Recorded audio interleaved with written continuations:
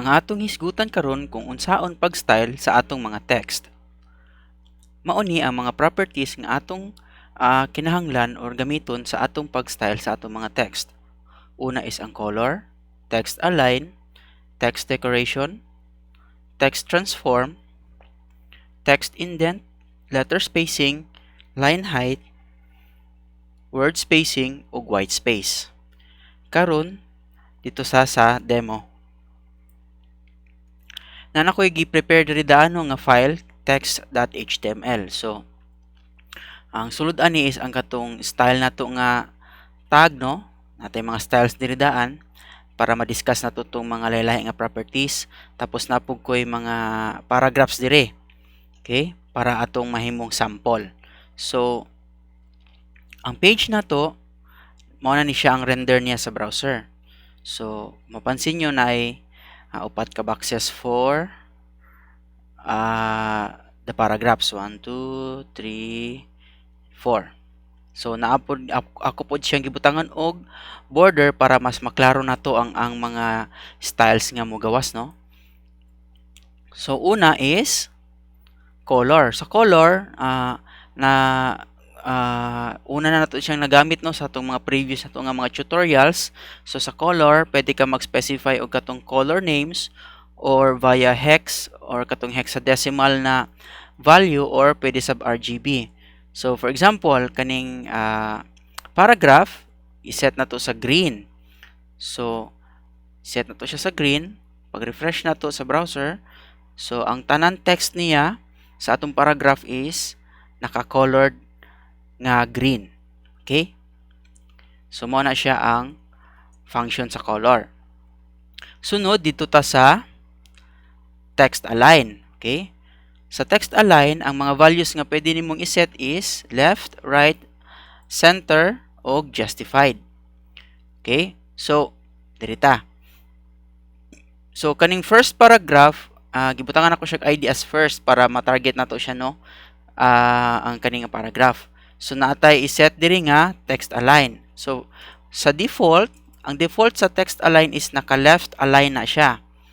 So kung atong i-check, so ang first paragraph is left align na siya, meaning sagad na tanan ang alignment sa atong mga text dito sa left. Okay? Sunod, i-try na to ang sa second pod nga paragraph. So, target na to ang second paragraph. Sa second na ID nga paragraph, iset na to sa right. Okay? I-refresh. Huwag napansin niyo nga ang ikaduha nga paragraph na to, dito na po siya tanan naka-align sa right. Sa right side sa box. Okay? Sunod, set na to ning para sa third nga paragraph in center. Okay? So, atong i-refresh. So, kung napansin niyo kaning ikatulo nga paragraph, no, nag-center siya, meaning tunga tanan ang alignment ani. So inigputol niya sa text sa paragraph, ang next line niya is i-center gina niya. So nakita ninyo, no, gikan sa left, gikan sa right, and then gikan sa padulong sa center. So kung napansin niyo, no, nga medyo by word niya putol siya, so na siya mga extra spaces. So ang last na to nga value nga iset for text align is kaning justify. So katong i-target na to ang ikaapat nga paragraph. Okay? Ito siyang iset. Check na to. So kung napansin niyo kaning sa pinakababa, nag-justify siya, meaning even or pantay ang pagka-arrange sa mga words na to sa paragraph. So left o right gid siya, nakapantay siya. So puno gid niya ang box, no, from left to right nga alignment. Okay? So mana siya ang function sa text align. Karon dito ta sa text decoration. So sa text decoration natay tulo ka values: underline, overline, og line through. So try na to ang sa first paragraph, set na to is text decoration. First is underline. So, sa first paragraph, set na to ang underline. Meaning, na-underline ang every word, di ba? Or ang text sa sulod sa paragraph. Okay? Ang sunod na pod is dito sa second pod nga paragraph. Text decoration is overline. Overline. So mo na siyang overline. Atong i-check. Fresh. So naapod sa taas ang linya sa text. Okay? Ug lastly, ang line through. So unsa ka inyong idea ning line through? Line through meaning sa tunga sa mga text mo gawas ang linya. So atong i-check ha. So diri sa ikatulo na to nga paragraph, makita ninyo no, nailinya ang text sa tunga mismo. Okay? So mana siya ang function sa text decoration. Okay? So ang sunod na to nga property is kaning text transform. So ang mga values niya is uppercase, lowercase o capitalize. Okay? So unsa ang output ana niya? Dito sa first paragraph, transform, set na to into uppercase. Okay? So gitarget na to ang first paragraph, mo ni siya no. So atong i-refresh. So kung napansin niyo no nga uppercase meaning capital letters tanan ang letter. So regardless of katong first character nimo sa word, gi-capital nimo niya and the rest is small letter, pag iset nimo siya as uppercase ang text transform nimo, so tanan nga letters i-uppercase niya or i-capitalize. Okay? Or ang every letter. Okay? Sunod na pod is dito sa second paragraph. I-try na to tong lowercase, no? Text transform, set to lowercase. Okay? So, focus na diri sa second paragraph. Mo ni siya. Itong refresh. So, lowercase siya tanan, no?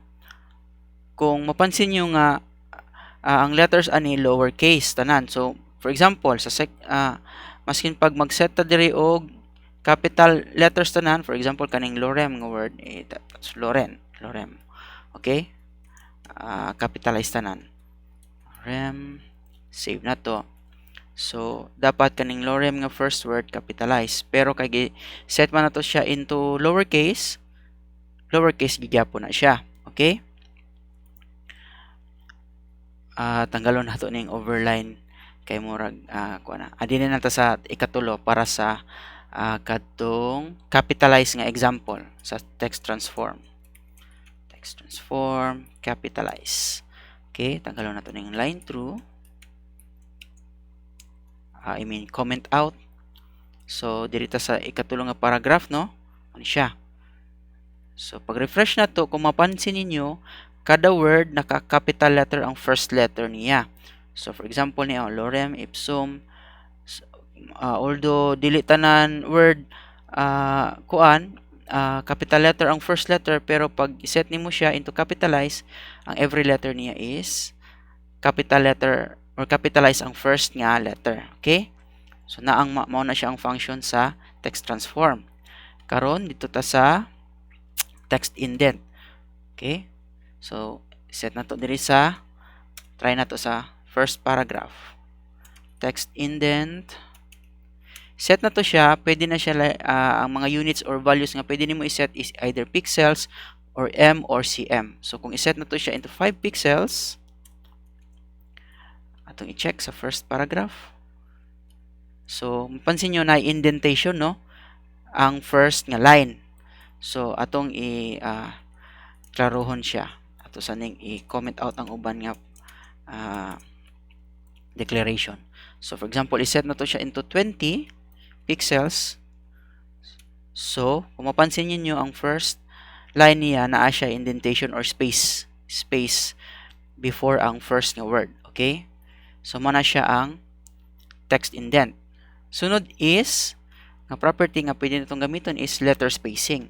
So, kaning letter spacing, mo ni siya ang space in between sa mga letters. For example, kani siya mag-specify na to ang sang space or bakanting space in between sa mga letters. So, kana siya, mo na siya ang porma sa letter spacing. So, pwede na to siya ma-specify kung unsa ka layo na siya ang space between sa mga letters. So, for example, dito sa first paragraph, set na to ang letter spacing into, for example, 2m. 2m. So value na siya, no, nga kung saang sukod sa letter mo na siya ang same pud nga sukod nga iyang gamiton. So ang 1m is katong standard nga isa ka letter, and so, pag 2m duha ka spacing sa isa ka letter, so on and so forth. Okay, so set na to. So kung makita ninyo, no, nga dagko kayo, so niawas na siya, so kung iset na to, try na to siya pixel lang in terms of pixels. So kung 2 pixels, so mo na siya 2 pixels. For example, set na to siya 5 pixels. Medyo dagko na siya ang spaces niya. So mo na siya, no. So napansin niyo, lagyo ang mga letters na to. Okay?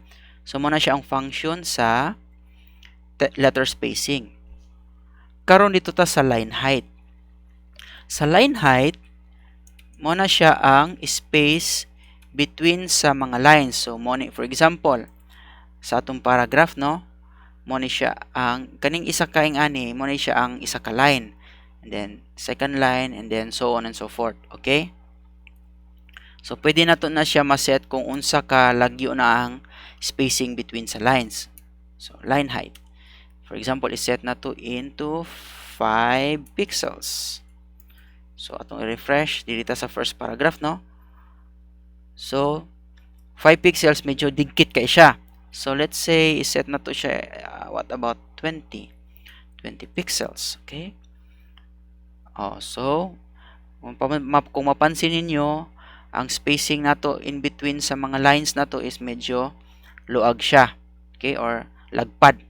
So mana siya ang function sa line height. Sunod kaning word spacing. So unsa ning word spacing? Kaning word spacing mo ni ang spacing nato in between sa mga words. So unsa man tong words? So refresh na to, i-reset na to ang first paragraph. So ang isa ka word, for example, kaning isa ka group sa mga letters, mo ni siya isa ka word. Okay, so gusto na to iset ang spacing ana niya in between sa mga words. So pareha gyapon sa katong uban nga property, iset na to ang spacing gamit ka atong lahi-lahi gyapon nga units, katong by pixels, m or cm. So for example, iset na to into 10 pixels. Okay, refresh na to ta. So medyo ning kuan siya, ning katag, tungod kay giset na to ang spacing mo ni siya in between sa mga words 10 pixels. So mo na siya ang function or output sa letter word spacing. Okay, ug lastly dito ta sa white space. So sa white space, mo ni siya ang kung unsa ang behavior sa atong mga text sa sulod sa mga boxes na to or sa element, for example sa paragraph. So kung iset na to ang white space sa first paragraph into normal 5, so normal meaning mutabok lang siya sa next line pag puno na siya or kanang naabot na siya, sangko na siya sa border niya sa iyang element. So giset man nato ang width aning paragraph. So fixed ang size sa paragraph, back sa paragraph, so mutabok lang siya next line. Okay, mo na siya, meaning i-wrap niya, mo na ipasabot. Kung iset na to siya into no wrap, tanawa kung unsa iyang output. So pag no wrap meaning diretso lang ni siya, straight lang ni siya ang output niya. So scroll ka pinakatumoy, so mo na siya ang output sa no wrap. Okay, pasabot, tanggalon niyang wrap, dili na niya itabok sa next line pag masangko na siya sa kadtong limit sa element nga asa siya nga asa nabilong ang text. Okay, so mao na siya ang white space. Okay, so mao ni siya tanan ang mga properties nga magamit nato pag style sa atong mga text. Okay?